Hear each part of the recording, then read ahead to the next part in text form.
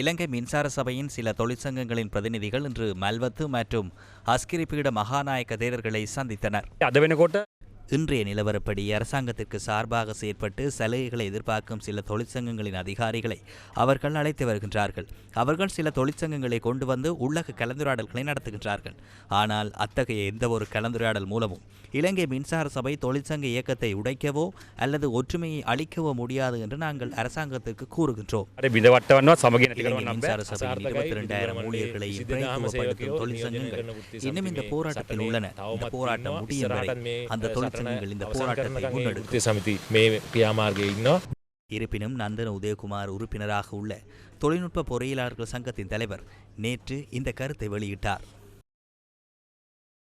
இந்த மறுசீரமைப்பு சீர்குலைக்கப்பட வேண்டும் என்று சில தரப்பினர் கருதுகின்றனர். பின்னர் சில தாக்கங்கள் காரணமாக பேச்சுவார்த்தைகள் மூலம் இதை தீர்க்க முடிந்தால் அந்த கலந்துரையாடல்களை நான் நிச்சயமாக தலையிட வேண்டும்.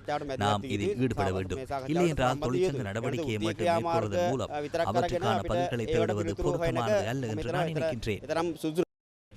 இதேவேளை நேற்று மாவட்ட நிகழ்ச்சியில் கலந்து கொண்ட எட்வகாட்டா நிறுவனத்தின் பிரதம நிறைவேற்று அதிகாரி தனநாத் பெர்னாண்டோ பிரதான நிறைவேற்று அதிகாரி சபையின் மறுசீரமைப்பு குறித்து கருத்து தெரிவித்தார். இலங்கை ஏற்கனவே பிராந்தியத்தில் அதிக மின்சார கட்டணங்களை கொண்ட நாடுகளில் ஒன்றாகும். எனவே மின்சார கட்டணத்தை குறைத்து மறுசீரமைக்காமல் இதை எப்படி செய்ய முடியும்? நான் கூறியதை போன்று அது வேதனையானது. பல ஆண்டுகளாக இருந்த நிறுவனம் மறுசீரமைக்கப்பட்டு வருகின்றது. மேலும் 3 அல்லது 4 புதிய நிறுவனங்கள் நிறுவப்படுகின்றது. அவர்கள் திறமைக்காக கடுமையாக உழைக்க வேண்டும். அவர்கள் போட்டித்தன்மையுடன் இருக்க வேண்டும். இதில் எதுவுமே பிரபலமாக இல்லை. அது மிகவும் தெளிவாக உள்ளது. ஆனால் உங்கள் சொந்த நலன்களை பாதுகாத்து நாட்டை மேம்படுத்த முடியாது. ஒரு காலாண்டில் பெரிய லாபம் ஈட்டுவது பற்றி உற்சாகப்படுத்த இது ஒரு சூழ்நிலை அல்ல. ஏனென்றால் நான் அப்படி சொல்லவில்லை. கோப் குழு அறிக்கை தயாரித்தது 2008 முதல் 2022 வரை மின்சார சபையின் ஒட்டுமொத்த நட்டம் 524 பில்லியன். 1 பில்லியன் என்றால் என்ன? எனக்கு பிடித்த உதாரணம் என்னவென்றால் 1 பில்லியன் என்றால் ஒருவர் ஒரு நாளைக்கு 1000 ரூபாய் சேமித்தால் அது மாதத்திற்கு 30,000. ஒரு பெரிய தொகை.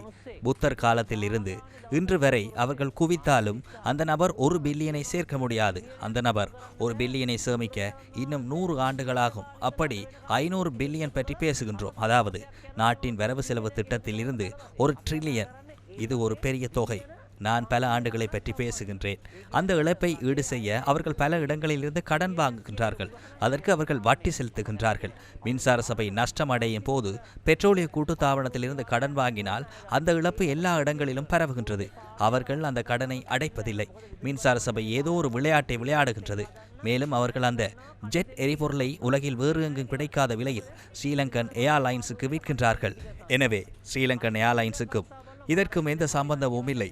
எனவே அரசாங்கம் அவர்களிடம் இதிலிருந்து மட்டும் வாங்க சொல்கின்றது. இப்போது ஸ்ரீலங்கன் ஏர்லைன்ஸ் பெட்ரோலிய விலையில் எண்ணெயை வாங்குகின்றது. அந்த விலையில் எண்ணெயை வாங்கி ஒரு விமான நிறுவனத்தை நடத்த முடியாது. இப்போது ஸ்ரீலங்கன் ஏர்லைன்ஸும் பணத்தை இழந்து வருகின்றது. மின்சார சபையும் பணத்தை இழந்து வருகின்றது. பெட்ரோலியமும் பணத்தை இழந்து வருகின்றது. இப்போது இந்த 3 நிறுவனங்களும் இந்த விகிதத்தில் பணத்தை இழந்து கொண்டிருக்கும் போது அவர்கள் எங்கே ஓட முடியும்? அவர்கள் நடத்தக்கூடிய ஒரே இடம் அரசாங்கத்துக்கு சொந்தமான 2 வங்கிகள். அவர்கள் அந்த மக்களிடம் செல்லும் போது அந்த 2 வங்கிகளிடம் இருந்தும் அவர்களுக்கு பணம் கொடுக்கின்றார்கள். அது யாருடைய பணம்? EPF சாதாரண மக்களின் பணம். இப்போது 2 வங்கிகளும் சிக்கலில் உள்ளன. இவ்வளவு கடினமான சூழ்நிலையில் 2023ஆம் ஆண்டு வரவு செலவு திட்டத்தில் இந்த வங்கிகளை சற்று வடிவமைக்க $450 பில்லியன் ஒதுக்கியுள்ளது. தற்போதைய நிலைமை என்னவென்றால் எவ்வளவு மின்சாரம் உற்பத்தி செய்தாலும் நமது அமைப்பு நிலையானது அல்ல. மின்சார கட்டமைப்பை மேம்படுத்த அதற்கு முதலீடு தேவை. அதில் முதலீடு செய்ய அரசாங்கத்திடம் பணம் இல்லை. அரசாங்கத்தின் என்பது சதவீத செலவுகள் முன்பு வாங்கிய கடன்களுக்கான வட்டியை செலுத்துவதாகும். சம்பளம் மற்றும் ஓய்வூதியம் செலுத்துவதற்கும் பின்னர் 20% மற்ற அனைத்தையும் செய்வதற்கும் செல்கின்றது என்றும் உலக வங்கி கூறியிருந்தது. அப்படி என்றால் அதையெல்லாம் எப்படி செய்ய முடியும்?